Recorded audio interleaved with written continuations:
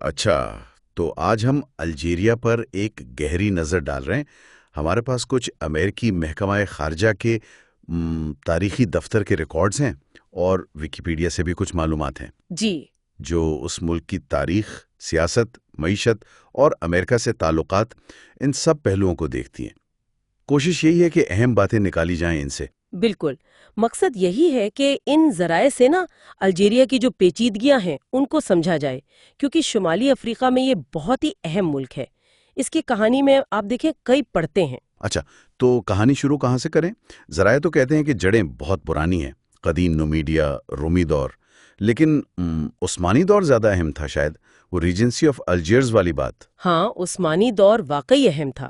دیکھیے، regency of الجیئرس تھی تو سلطنت عثمانیہ کا حصہ، لیکن عملی طور پر کافی حد تک خود مختار تھی۔ اچھا، جی، اور یہی وہ دور تھا جب وہ باربری قزاق تھے نا، بحریہ روم میں بہت سرگرم۔ اچھا، ہاں سنا ہے۔ اور اسی دور میں 1795 میں امریکہ کو الجزائر نے تسلیم بھی کیا تھا۔ ہوں۔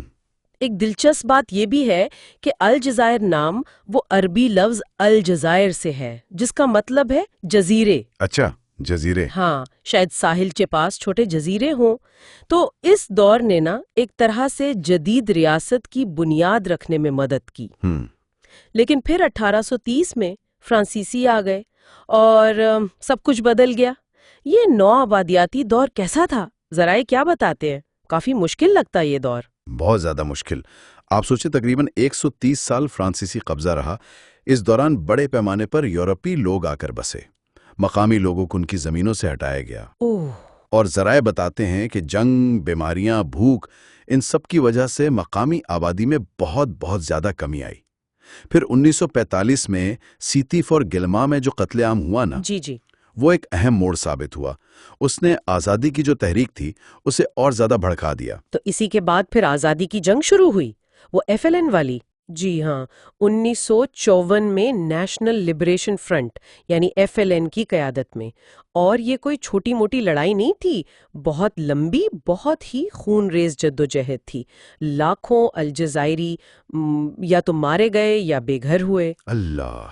آخرکار 1962 میں آزادی ملی، اور اس کے فوراً بعد وہ جو یورپی آباد کار تھے جنہیں پیٹ نوارز کہتے تھے، ہاں، پیٹ مارس۔ جی، وہ بڑی تعداد میں ملک چھوڑ کر چلے گئے۔ تو آزادی تو مل گئی، لیکن اتنی قربانیوں کے بعد ملک کو پھر سے بنانا کتنا بڑا چیلنج رہا ہوگا۔ سنا ہے ایف ایل این کا ہی غلبہ ہو گیا پھر؟ بالکل، چیلنج تو بہت بڑا تھا۔ آزادی کے بعد الجزائر بنا تو جمہوریہ تھا، لیکن بہت جلد ایف ایل این نے نا اقتدار پر اپنی گرفت مضبوط کر لی۔ اچھا۔ اور ملک ایک سوشلسٹ یعنی ایک جماعتی نظام کی طرف چلا گیا۔ تیل اور گیس کی جو صنعت تھی اسے قومی ملکیت میں لے لیا گیا۔ اچھا، وہ دیشیا لیا گیا۔ جی، اور وہ آج بھی معیشت کا اب سمجھے بنیادی ستون ہے۔ وہ جو سرکاری تیل کمپنی ہے سونا طریق، ہاں، سنا طریق، وہ آج افریقہ کی سب سے بڑی کمپنیوں میں سے ایک ہے۔ اچھا، اور امریکہ کے ساتھ تعلقات کا کیا بنا؟ وہ بھی اتار چڑھاؤ والے رہے؟ جی، 1967 میں جو عرب اسرائیل جنگ ہوئی تھی نا، اس کے بعد جزائر نے امریکہ سے تعلقات توڑ لیے تھے، جو پھر 1974 میں جا کے بحال ہوئے۔ لیکن 90 کی دہائی وہ جزائر کے لیے بہت ہی مشکل ثابت ہوئی۔ جب انتخابات منسوخ ہوئے نا، تو اسلامی سالویشن فرنٹ FIS اور ریاست کے درمیان ایک طرح کی خانہ جنگی شروع ہو گئی۔ 90 کی دہائی میں؟ جی، اور اندازہ ہے کہ 1 لاکھ سے زیادہ لوگ اس میں مارے گئے۔ یہ ملک کے لیے ایک بہت بڑا صدمہ تھا۔ یقیناً۔ اور حالیہ تاریخ میں عبدالعزیز بوتفلیقہ کا نام سنا ہے؟ ان کا دور حکومت کافی لمبا رہا، اور پھر وہ ہراک تحریک۔ ہاں، عبدالعزیز بوتفلیقہ تقریباً 20 سال صدر رہے، لیکن 2019 میں جب انہوں نے پھر سے الیکشن لڑنے کا اعلان کیا نا، تو پورے ملک میں بڑے پیمانے پر عوامی احتجاج شروع ہو گئے، جسے ہراک تحریک کہتے ہیں۔ اچھا، ہراک، جی، اور یہ بڑی پرامن تحریک تھی۔ اسی کے دباؤ میں پھر بوتفلیقہ کو استعفیٰ دینا پڑا، اور پھر انتخابات ہوئے۔ عبدالمجید تبون صدر بنے۔ تو یہ دکھاتا ہے کہ عوام میں سیاسی تبدیلی کے خواہش ہے۔ تو آج کا الجیریا کیسا ہے؟ مطلب جغرافیائی طور پر، آبادی کے لحاظ سے؟ جغرافیائی طور پر تو جب سے سوڈان تقسیم ہوا ہے، الجیریا اب افریقہ کا سب سے بڑا ملک ہے۔ अच्छा, सबसे बड़ा? جی، لیکن اس کا زیادہ تر حصہ صحرائے اعظم ہے، اس لیے زیادہ تر آبادی شمال میں ساحلی علاقوں میں رہتی ہے۔ نسلی طور پر دیکھیں تو اکثریت عرب ہے، لیکن بربر، بربر؟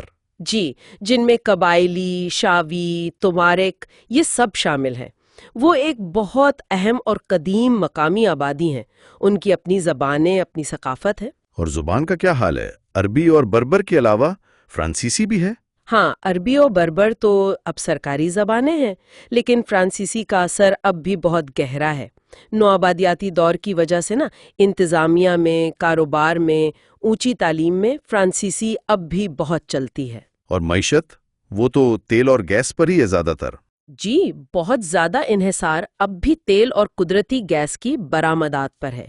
یہ ملک کی طاقت بھی ہے کیونکہ وسائل ہیں، لیکن کمزوری بھی کیونکہ اگر تیل کی قیمتیں گریں تو معیشت پر بہت اثر پڑتا ہے۔ صحیح۔ تو اگر ہم ان ساری باتوں کا خلاصہ کریں جو ہم نے ان ذرائع سے دیکھی ہیں تو کیا اہم نکات نکلتے ہیں؟ خلاصہ یہی ہے کہ الجزائر ایک ایسی سرزمین ہے جس کی تاریخ بہت قدیم ہے، پھر عثمانی اثر رہا، اس کے بعد ایک بہت تکلیف دہ فرانسیسی نوآبادیاتی دور گزرا، اور پھر ایک بہت مشکل سے آزادی حاصل کی۔ آزادی کے بعد بھی سیاسی استحکام کے لیے جدوجہد رہی، اندرونی جھگڑے ہوئے، اور معیشت آج بھی توانائی کے وسائل پر بہت زیادہ منحصر ہے۔ لیکن یہ خطے کا ایک بہت اہم ملک ہے، اس کی اپنی ایک پیچیدہ تاریخ ہے اور حال بھی ویسا ہی ہے۔ اور آگے کے لیے سوچیں تو ایک سوال جو شاید ذہن میں آتا ہے وہ یہ کہ الجزائر اپنی یہ جو مختلف ثقافتی شناختیں ہیں، عرب، بربر، پھر وہ فرانسیسی اثرات بھی ہیں، ان سب کو اپنی جدید قومی شناخت میں کیسے سموئے گا؟ جی، یہ ایک بڑا سوال ہے۔ خاص طور پر جب اسے اپنی معیشت کو تیل اور گیس سے ہٹ کر دوسرے شعبوں میں پھیلانے کا چیلنج بھی درپیش ہے۔ یہ واقعی ایک غورطلب نقطہ ہے۔